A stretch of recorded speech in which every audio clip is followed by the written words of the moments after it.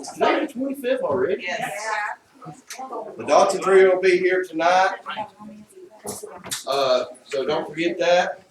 Sunday night, November 15th, Mike and Kathy Torrance will be here at 5 o'clock.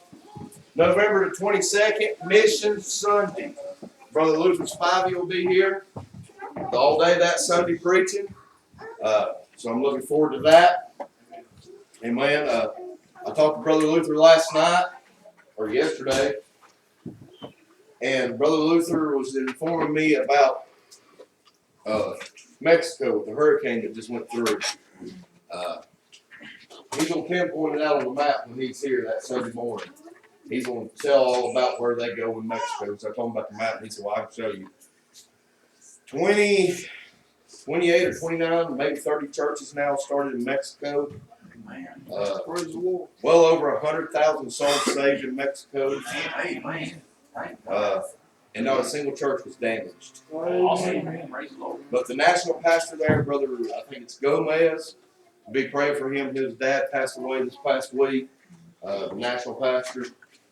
And you say, what's a national pastor? It's Brother Luther goes 2 to 3 times a year to Mexico and helps with the churches, helps get them started. The rest of the time he's here raising money for the churches there.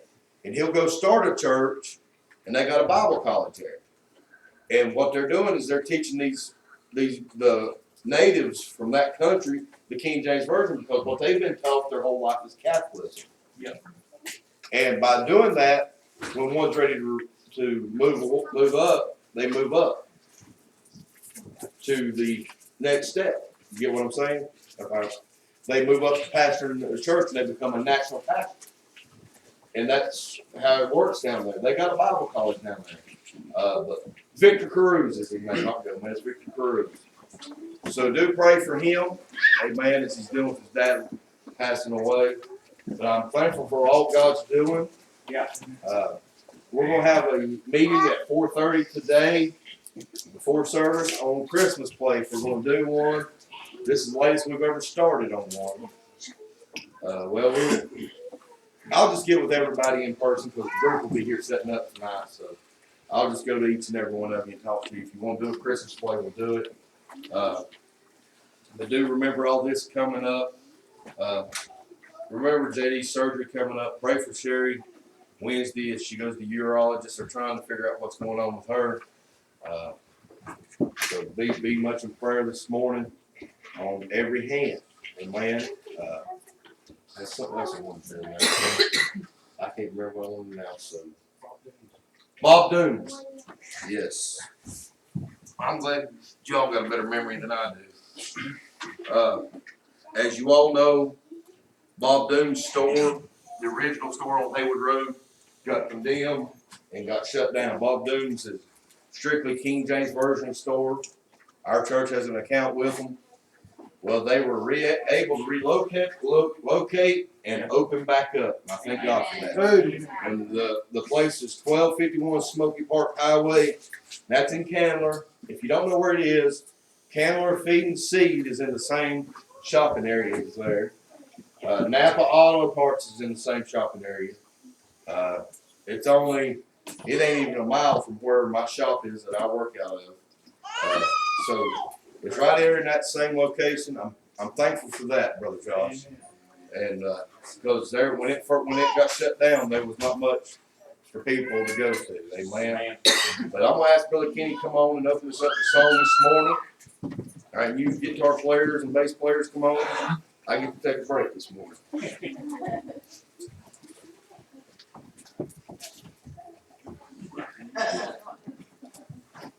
Bass players in the back.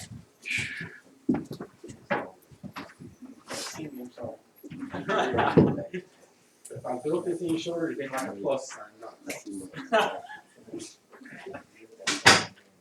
Everybody stand.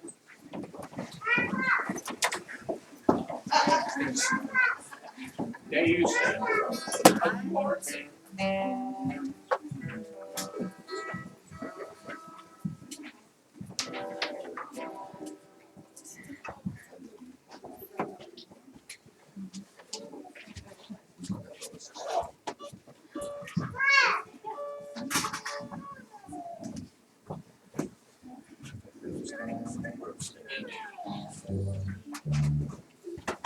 Number 235.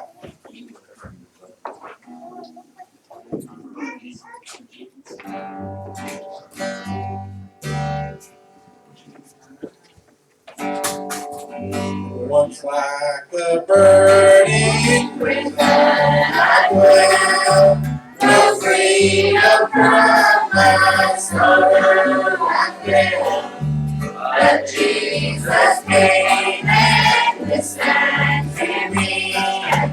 Glory to God, He set me free. He set me free, yes, He set me free. He broke the bonds of prison for me. I'm glorified when Jesus is reborn. Glory to God, He set me free.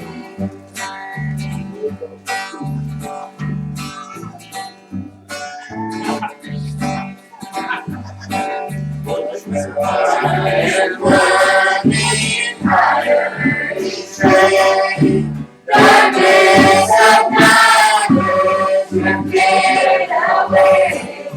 My feet are waiting on higher ground. Glory to God and overwhelmed. He set me free, yes, He set me free. He broke the bonds and prison for me. I'm glory bound when Jesus is before. Glory to God, He set me free.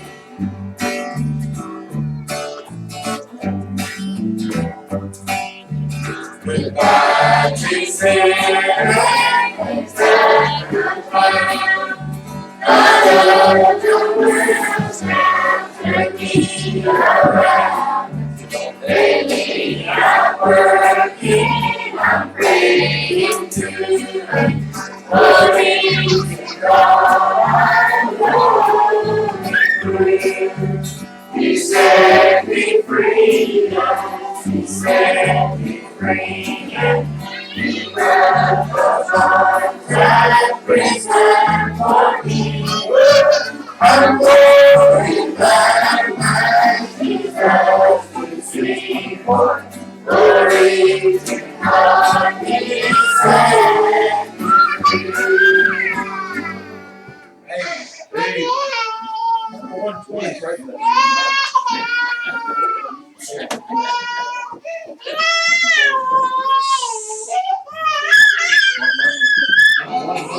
120.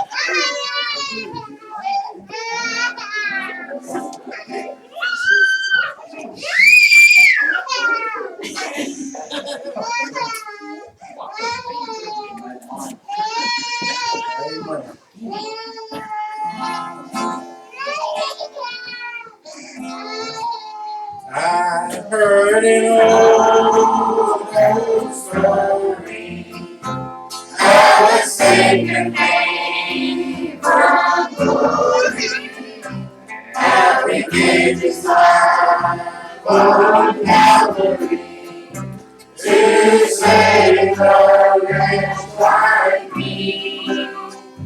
I heard about His glory, of His precious blood that told me till I repent of my sin and won the victory. Oh, victory, Jesus, my Savior forever. He saw me and He loved me with His redeeming blood. He loved me when I knew Him, and all my love is He runs free to victory.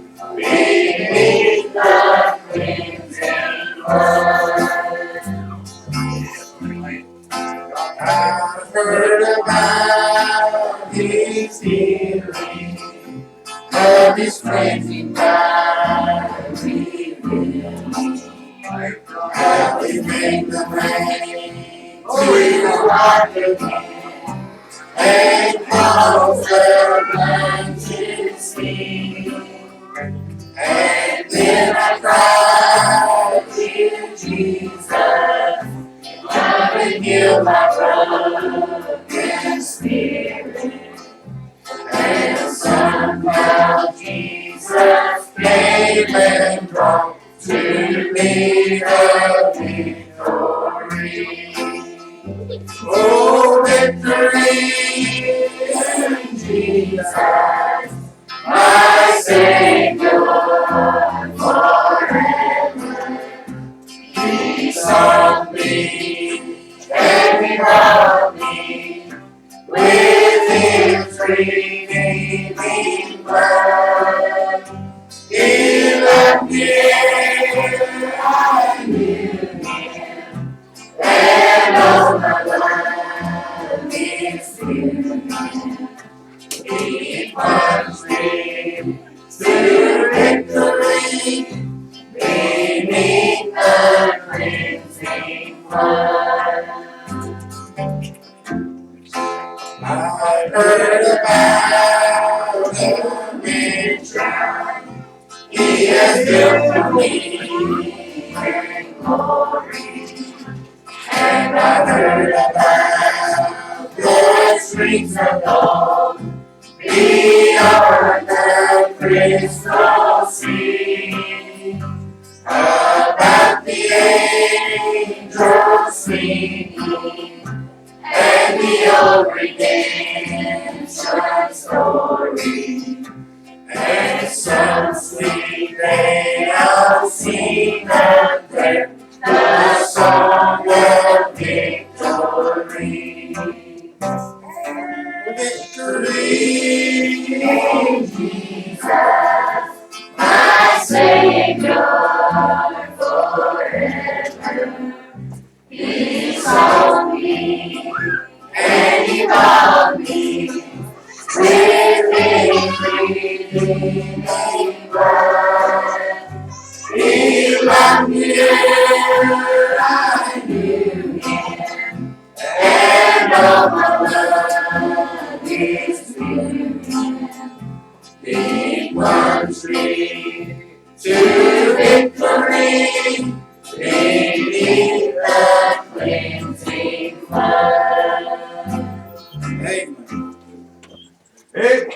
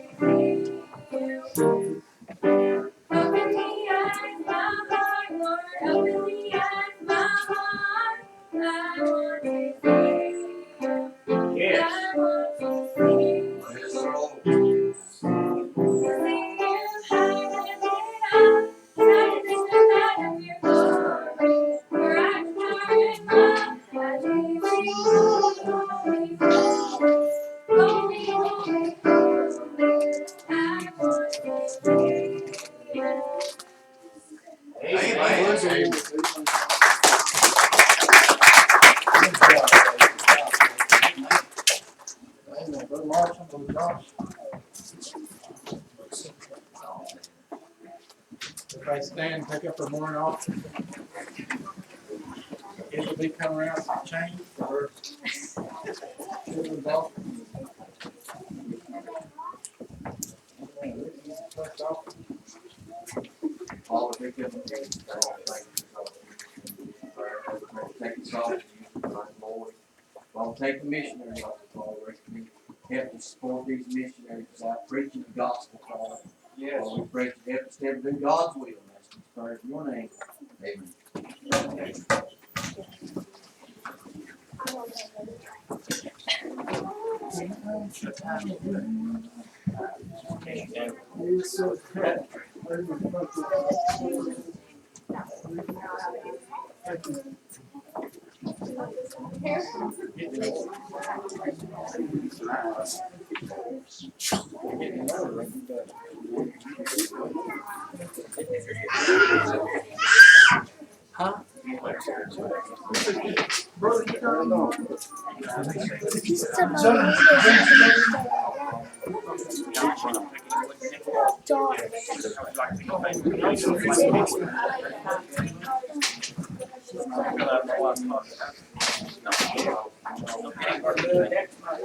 It's not a repeat.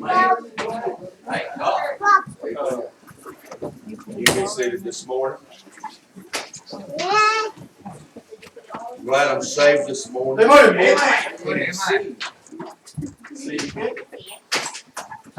we'll get a platform built back here where it's been higher. But I want to make an open statement here. I want to thank Brother Kenny Thomas right here. We built this pulpit out of scrap wood. And this is the first service with this. And man, I'm thankful that he's able to do it. If you had asked me to build something like that, you might as well give up. If it don't run off the motor, I can't do it. Amen. I've never been too good with my hands. This past summer, we did remodeling our house. After the house fire, I wasn't too good with it. Amen. My wife said, you would ruin a whole 12-foot piece of sheetrock to get 2 foot out of it. It's true. I ruined the rest of it just trying to get 2 foot. I just ain't never been too good with my hand. Amen. But you say, well, preacher, the church looks completely different than it did 3 weeks ago. Yes, it does. We painted, done a lot of work. And I want to say thank you to everybody who helped with that. But if you got your Bibles, turn to 1 Chronicles chapter number 22. 1 Chronicles chapter number 22. Lord laid a message on our heart that we're going to try our very best. We're least of any to stand and preach God's word. We don't deserve the opportunity to preach God's word, Brother Reed. We're least of any. We're more undeserving of any. Amen. Y'all just pray for us. Start reading in verse number 1. Then David said, this is the house of the Lord God, and this is the altar of the burnt offering for Israel. And David commanded together the strangers that were in the land of Israel, and he set masons to hew wrought stones to build the house of God. And David prepared iron in abundance for the nails, for the doors of the gates, and for the joining, and brass in abundance without weight. Also cedar trees in abundance for the Zidonians, and they of Tyre brought much cedar wood to David. And David said, Solomon, my son is young and tender, and the house that is to be built for the Lord must be exceeding magnificent. Now, y'all have to pray for me on the words. Magnificent of fame and of glory throughout all countries. I will therefore now make preparation for it. So David, now listen to this, prepared abundantly before his death. You can be seated. We know by studying the Word of God, Brother Ricky, and we know by studying it that God laid it on David's heart to build his house. But because of the sin with Bathsheba, that David could not build that house. Because of the sin, you say, what sin did David commit? And we know David was a man after God's own heart. He was handpicked by God to be the king. He was handpicked to be all over all of Israel. We know that about David. But David got weak at one point. Come on now. And when David his men was out fighting a battle for their country. David at evening tide rose up, Brother Joe, went out on his roof, and he looked and he saw Bathsheba, Uriah's wife, one of David's greatest fighters, Uriah. And Uriah was off in battle. He looked at Uriah's wife out there bathing in a pool and said to one of his servants, said, "Bring her to me." And he laid with her, and she conceived and was pregnant. And David brought Uriah back from battle and tried time and time again there, tried getting him drunk, tried doing everything to get Uriah to go down to his own home, to his wife. Said, "Go be with your wife. Go lay with your wife." And Uriah said, "No, I'm in battle. I will sleep at your doorstep." So David wrote a letter and sent it back to the battlefield by Uriah. And Uriah was not allowed to read it, Brother Ricky. And when they opened it on the battlefield, Uriah his commander began to read it. And he said, "Put Uriah at the front lines and pull all back." What did he do? He set him up to be killed. Yes, sir. And by doing this, David broke all 10 commandments at once. Right. And by that, David could not build the house of God because of that sin that David had committed. That one weak moment. You read all through the Bible about David. When David killed Goliath, Brother Joe, you'll read how David was blessed by God. How David always put everything in God. When he was running from the king because the king wanted to kill him. And God spared him. When he danced before the king. You'll notice how David, his whole life, stayed true to God except for one moment. And by doing that, he lost one of the greatest things that could ever be. Come on now. A chance to build God's house, what God had told him. And if you'll read there, you'll see, and he talks about Solomon. He was young and tender. And then David dies. The house of God is not built. Now David has already started production. He's already making preparations, but David was not able to build it. So now it was put on his son, Solomon. Young and tender. Hey, you want to know something, Brother Joe? I can't do what I used to do on my job, what I did 15 years ago. I can't work as hard as I used to 15 years now as I did 15 years ago. Yeah, that's right. And 15 years from now, I won't be able to do then what I do now. What are you getting at, preacher? With age, you're not able to do as much as you once could. Right. Right, man. I get tired and I want to go home and lay down and take a nap. I can't continuously run like I once did. I've noticed that. And what are you saying about Solomon? Solomon now is young. Solomon's able to take and go with and build God's house. I guarantee you this morning, and I'm going to use James for an example because I know he won't get mad at me. But James, at 72 years old, right? Almost 73, he cannot do what he done when he was 52. No. He can't do today what he could do when he was 42. And I've worked with James. James is a hard worker. And what James does, I went and I've done it. And I'm going to tell you what, I wanted Brother Joe just to lay down at one point that Saturday. He said, we got to pick up that lift and we got to get it over here. If you have never picked up a hydraulic car lift and installed one, go try it one time. Amen. Need to help. Because it ain't fun. They are heavy. I mean, they are super heavy. And James does it by hand. Picks it up and moves it where he needs to go.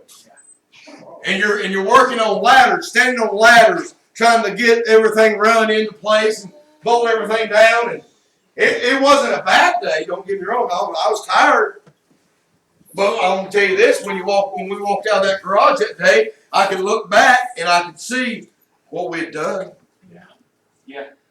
But when I'm 72, I don't think I could be able to be doing that. But he does it every day. With the company he owns. He installs them lifts, hydraulic lifts. So here's David, he's not able to do it. One, because of the sin, two, because of his age. Yeah. Two, because of his age. Come on. Three, because of his death. Because of his death, he's not able to do what was intended. The main point is the sin that he committed kept him from doing it. It kept him from doing it. Brother Kenny, as I said, I could not build that. Because for years I wanted to put one in here, but I could not figure out how to do it. I'd have never thought of the, yeah.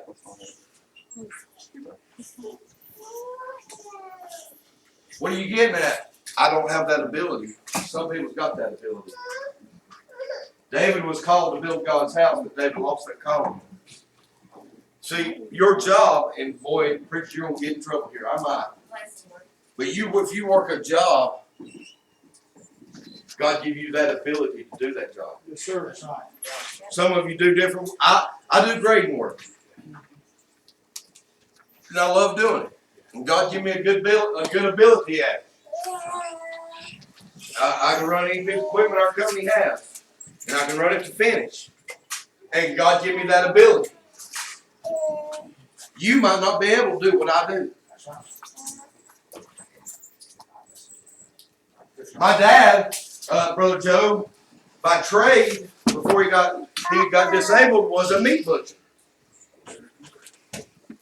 He worked in a meat market out in Leicester. Now, that was before I remember, but he was a meat butcher. But then also, he could work on farms. He knew how to do farm work. I don't know nothing about farm work. They say male for cow, and I'm going to say, huh? And I might mistake it for a bull. I don't know. But what I'm getting at is God gives people certain abilities to do certain things, and that's why God gave it to you. James installs hydraulic lifts. Joe and Kenny spent time in the military. You get what I'm getting at this morning? God gives you the ability to do what you do, so be thankful for that ability that God gives you. David was thankful, but David lost it. Now, keep up with me here. You'll notice something. There is things you can lose. There's things you can lose. David's reward was building that. But he lost it. David lost the ability, the reward of building it because of his sin. Now, I'm going to use myself for an example here. If I may. God gave me the ability to play guitar. But for a long time, Brother Josh, I didn't pick up a guitar. Joe and James can tell you, we used to in the storefront, we'd have services where we didn't have any music. We just sang. It was a cappella. And here I'm sitting there with the ability to play, but I wasn't using the ability to play. If you'll hang on. And it took a while after I started using the ability to get back to being able to play. Because Kermit used to look at me, Brother Joe, I hit a wrong chord, and the Lord help my soul. He would look at me, and I knew when I hit the wrong chord, because Kermit would look at me, and he'd give me that eye. Like, buddy, you better straighten that chord up. Kermit, and I loved him to death, but he could. But I almost lost the ability to play the guitar because why? I got out of practice. Well, preacher, you're preaching on the abilities. No, you'll notice I'm going to preach on prayer here in a minute. This whole message is about prayer. Brother Josh, I about lost the ability to play guitar. But I'm going to use myself for another example. Brother Joe, I quit running a dozer. I didn't run a dozer for over 5 years. I ran a track of day in, day out, day in, day out.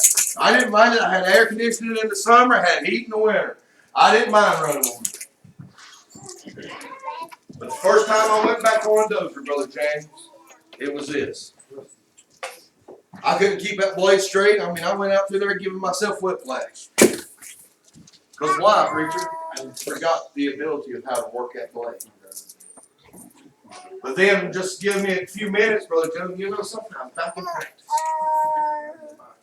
I was smooth again. Hey, you might not be like it. You can't, Brother Josh, I can't run a crane like you do.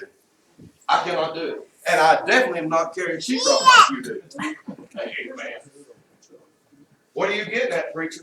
But I got out the ability of doing some of the stuff that God had blessed me to do. Yeah. Then I started skipping in prayer. See, God gives us all the ability to pray. Yes, sir. He gives every single one of you sitting in here this morning the ability to pray. Andrew, you can pray, I can pray. We can all pray. And boy, Brother Ricky, when I was praying all the time, calling out on God, talking to Him, you know something? I was praying longer. I was praying stronger. But then, Brother James, when I lost the ability was when I quit praying. Amen. When I quit, when I stopped. See, the abilities that you can lose. But see now, Brother James, I'm trying to get back to where I once was. Amen. Boy, stick with me just a few more minutes, church. I promise I'm not trying to bore you this morning. The ability was leaving me. The ability of prayer. Brother Joe, there was a time when I would pray, boy, it seemed like God was just all over me. And then it got to where I wasn't praying as much, Brother Josh, and God wasn't on me. So that's what happened to David. And when you get like that, you get at a weak point in your life. You get at a weak point and you're not as strong as you once was. And that's when sin starts coming in. See, David, he had quit praying as much as he once did. And when he walked out and he saw Bathsheba, the sin would come up on David, and the ability to pray was not there. Sin will overtake you at your weakest point. I was thinking the other day, and it was Friday afternoon, we come over here, and I was cleaning out the old pulpit and getting it downstairs. Sherry was cleaning the church. Here, JD was with us, and I watched him go around the church in his wheelchair and pick up trash out of the pews that he could reach and throw away. I began to think, boy, he ain't got the ability to get all the way in the middle. He's going to get as far as he can get. That's right. Amen. Yeah. He's not going to stop. He was going, Brother Joe, the front pews he could get all the way to. But out back to there, he'd just get what he could get, where he could get. But he made the effort. He kept the, he keeps trying. Amen. Boy, it's good, son. He keeps trying. Right. Yeah. You know what happened if he quit trying? He'll lose the ability to do what he can do. Boy, yesterday we were sitting there at the house. I'd smoked some barbecue, a roast on the smoker yesterday, and boy, it was good. We had JD sitting there in the recliner. He's got a recliner there in the living room. He's sitting there and had his table in front of him. I was sitting there beside him, and he was trying to, well, he could get the meat to his mouth, but he couldn't get that baked potato to his mouth. And finally he said, "Hey, can I get back in my wheelchair and I can go to the table?" He said, "Because I can get it to my mouth there." He wanted the ability of where he knew he could get the food to his mouth. Hey, you'll know something? Let me dangle a piece of barbecue, Brother Josh. And let me dangle it in front of him on a stick with a rope. And let me tie you to that back wall back there, anchor it in, and tie you to it. And I guarantee you, Josh is going to get hungry enough, he's going to find a way to get to that piece of meat. That's the way we should be with God. We should find a way, no matter what, that we can get to God. And we can get to Him in prayer. I was thinking about it, Brother Ricky. The other Friday night, Kira kept texting us. Because one thing it's took me to get used to is having teenage daughters. Now both my kids are teenagers. He's 13, 13, right? 13. She's 14, almost 15. It took me a while to get used to it. That's right. It took me a while to realize I got one almost done with middle school and I got one in high school. I mean, boy, they used to run around as my little babies. Yeah. Now they've grown. Come on. Well, she went to the homecoming game at Reynolds Friday night, and she was texting us, telling us the score. Because that's where she goes to school, that's where I went to school. She texted us, Wade, you went there. She texted us at the end of the first quarter, 42-0. Yeah. I said, Lord, have mercy, Reynolds is losing that bad? She said, Daddy, no.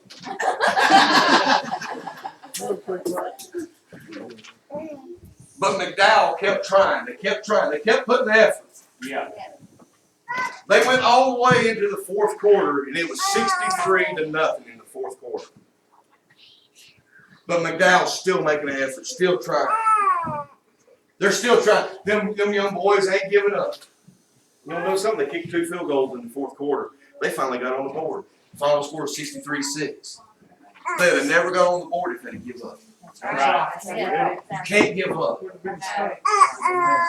Hey, listen, David knew the house of God was going to get built. Even though he had lost the ability and he lost the chance to do it. But you can tell he knew it was still going to get done. What did he do? He started setting things in motion. That's right. Yeah. He got the masons going. He knew out the brick. He started getting things going. He knew if he kept making the effort that God would bless and someone else would build it. Yep. And it was Solomon. We got to keep going. We can't give up. Brother James, as bad as it might seem right now. Hey, listen, I've never seen in my life the way it is now.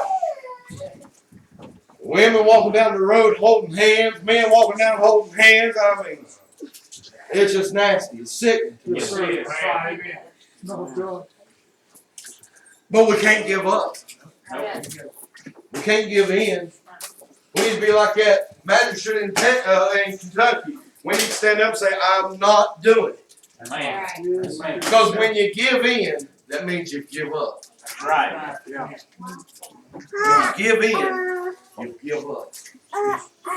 What if someone had given in and give up on you? You wouldn't be saved today. But someone's still praying for you. Right. What if Jesus had give up? We wouldn't be here. What if he said, I ain't going to the cross? What if he said, Brother James, I can't bear this load? You ever said that? I've said it. I can't bear this.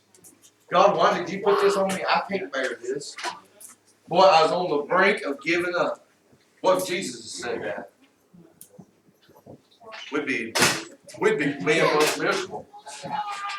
Why? Because there'd be no need of, there'd be no salvation. Right. We'd still be kidding. They ain't enough lambs and bullocks to the slaughter, Brother Wade, for me. Man. As much as I sin, they ain't enough of them.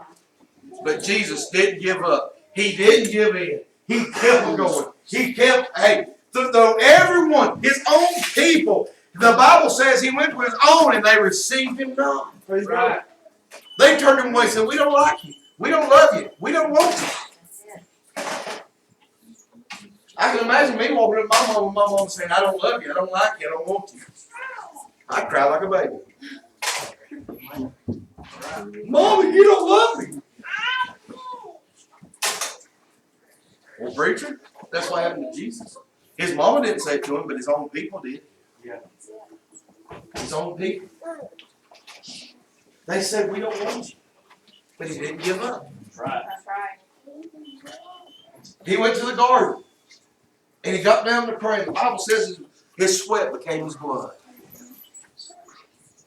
But he said, Father, if it be thy will. Now this is not him giving up. He's just saying, Father, if it be thy will, let this cup pass from me. Man. Man. But then he went on to say this, but not my will, but thine be done. Amen. Right. What is that saying, Father? If it ain't your will for this cup to pass from me, then I'm willingly ready to carry it. And by saying that, you know what he's saying? I'm willingly ready to carry your sins. Yeah. I'm ready to carry your sins. And he put it on his back. And he carried it to the cross. And he didn't give up. There's several of us in here this morning who got beards. And the Bible said they come to his beard and they plucked it. You ever had a kid, a little baby, grab your beard and pull on it? It hurts. Oh, that's painful. First beard I ever grew, Kira walked up to me and went, yeah. Oh, I was ready to choke. It hurts. They did it to you. How mad do you get when someone makes fun of you? They made fun of him. They mocked you.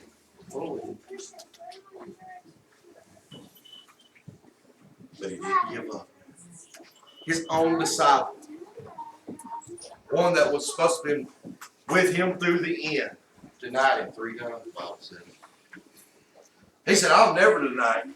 And Jesus said, before the cock crowed, he would deny me thrice. And before the cock crowed, he was denied. He had denied him. Judas, one of his another ones, said, you'll be the one that betrays me. He says, Father, I ain't betrayed you.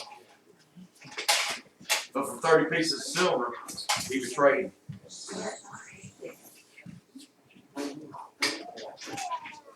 They all turned against him. He didn't give up. You know why? He looked down through time, Brother Reed, and he saw you. He saw Josh. He saw me. He said, boy, I need to die for them.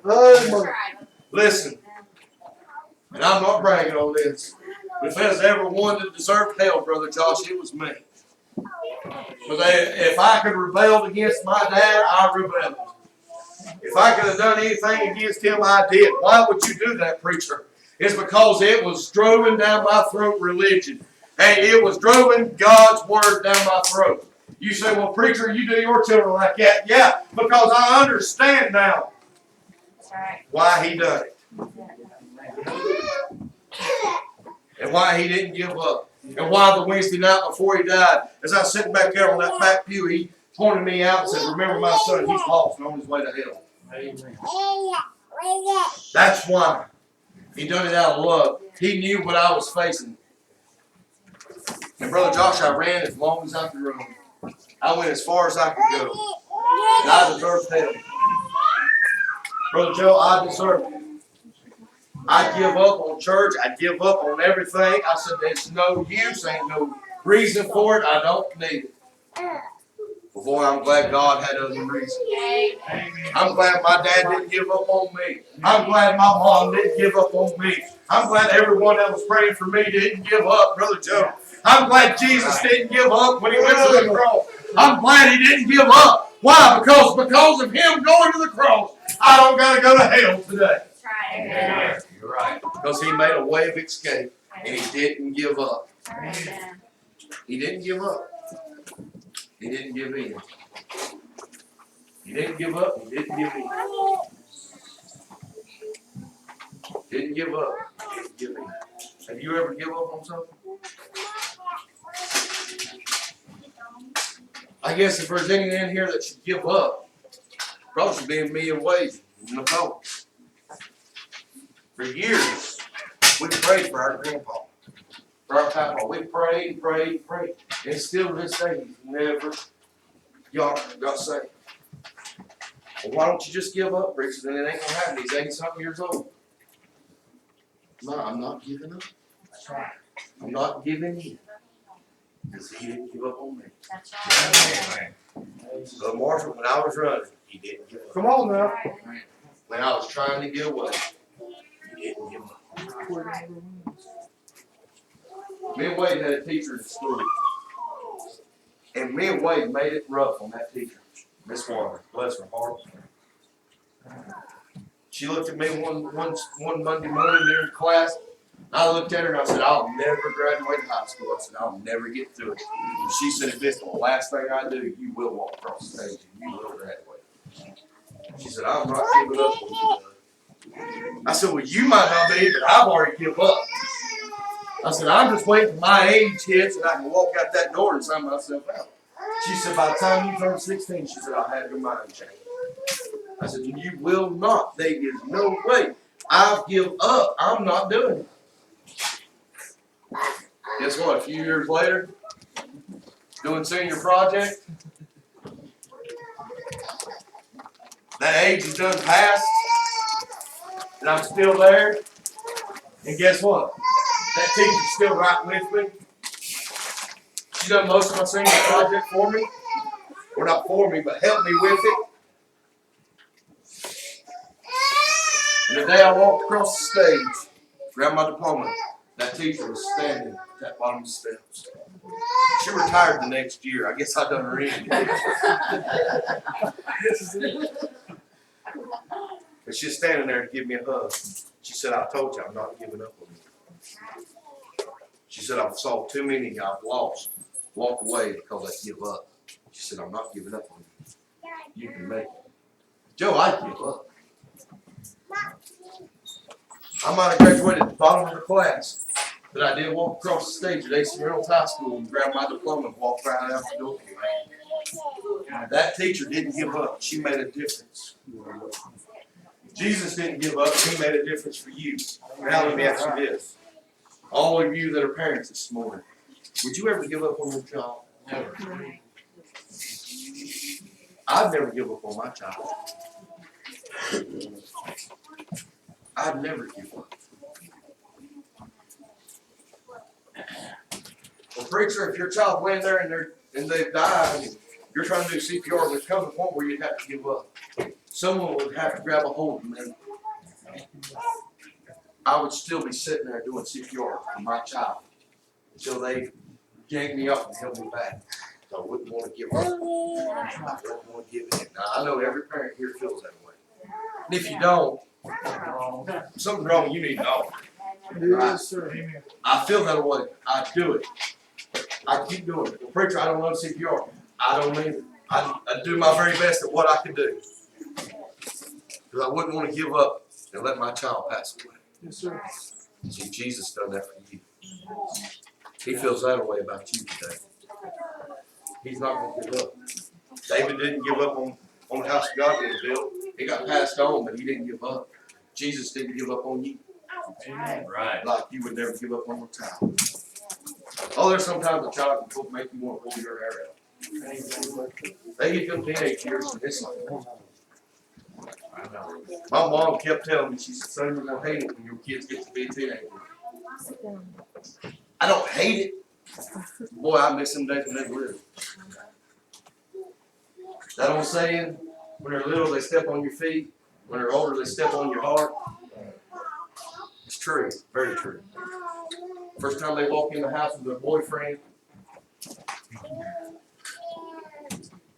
you want to look at him like, jeez, what kind of piece of junk they drag in this time? No one's good enough for your child. That's right. Hey, now somebody say amen. Amen. I know I'm not the only one in that position. They might be good young boys, or they might be good young girls, but they're not good enough for your child. That's right. You know something? But you're not going to give up until they find the right one. Amen. Same way Jesus is not going to give up till you find him.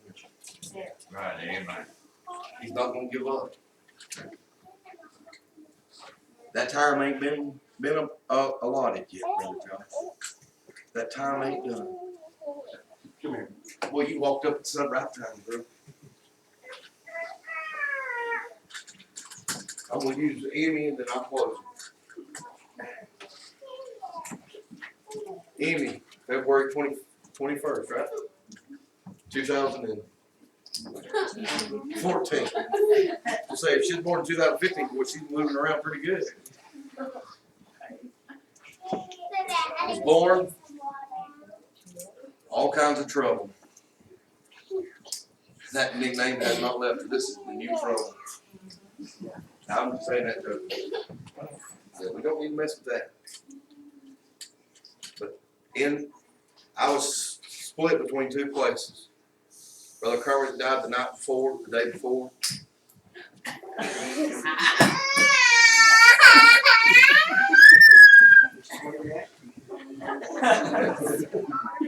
You about knocked yourself out with a flashlight. What are you getting at, preacher? She was born, all kinds of trouble was taking place. They put her in NICU. And I was running to see Brother Kermit's family. And on that Saturday, I got to go up to the hospital. Walked into NICU. Got to hold her, but she's having trouble with feeding. She wasn't taking bottles. She's getting choked when she did. And we started praying, asking God. But you know, the doctors could have given up. Yeah. The doctors could have given up. Mom and Daddy could have given up. Yeah. Let her go on and die. But nobody give up. That's right. Why? The love of that baby. Yeah. Now she eats just fine. She hits herself with a flashlight just fine. If you can't tell, that's 100% healthy. She's all over the place. I love that little girl. I love all these kids. But what I'm getting at is we give up here 2 years ago in February. She wouldn't be here. Right. We lost one day. If Jesus had give up, you wouldn't be here today. That's right. He didn't give up. He didn't give up. He didn't give up. He made a way for you. As we stand to our feet.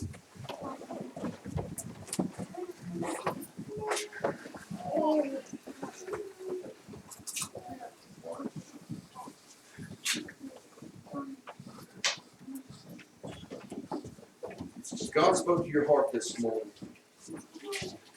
Would you come? Have you just about give up on life? Have you thought, what's the use? What's the use of what's going on? Have you just about give up? Just remember, Jesus ain't give up on you. Maybe you're here and you don't know the Lord as your personal Savior. Would you come?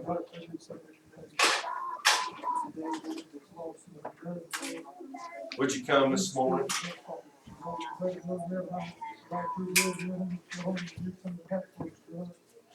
Maybe you've been thinking about giving up on God. And you need His help to stop the thought of that. Would you come? Say, Lord, help me not to give up. Help me, Father, that I don't give up. That I don't give in.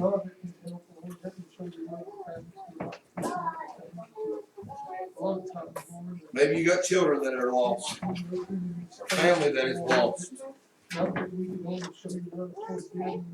Don't give up. Don't give up. Don't give up.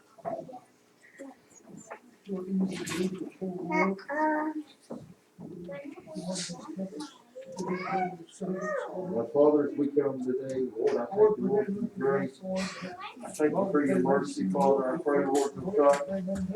Please, God, direct our on each and everything. Father, help us, Lord, to ever be in the center of your will. God, I pray, Lord. I thank you, Father.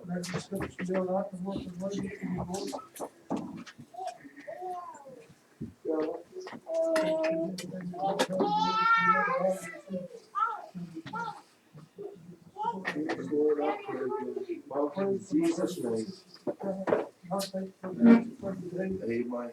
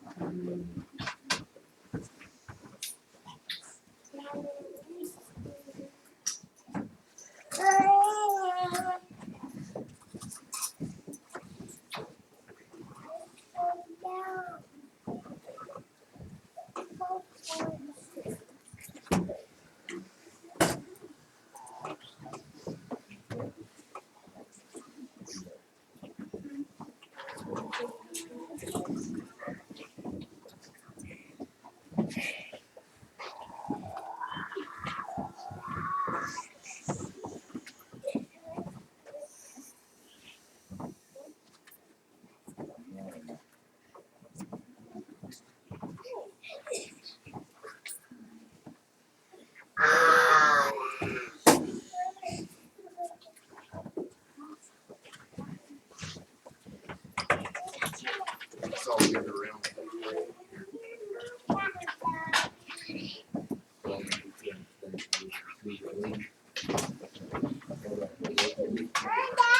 On behalf of our brother here, Judge, you know what's hard, there's always smile and everything's taking place, Lord. We get everything into you, Lord, in your name. We hope to claim the victory, Lord. Lord Jesus. There's nothing impossible with you, Lord. All things are possible with you. There's nothing too big for you, God. Leave your hands on Almighty God, claim the victory, Lord. Then the Lord wants.